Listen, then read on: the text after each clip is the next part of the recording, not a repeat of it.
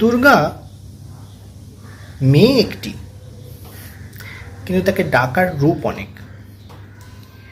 আমি তাকে ওম দেবী শৈলপুত্রী নমঃ,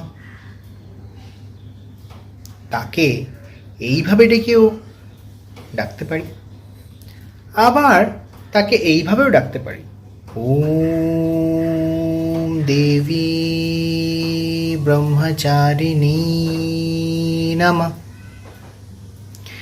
বা ওম দেবী চন্দ্রঘণ্টায় নমঃ। এরম করে দেবীর ৯ রূপে ৯ ভাবেই তাকে ডাকতে পারি। আসলে কিন্তু ডাকছি একজনকেই, ওম শ্রী দুর্গায় নমঃ।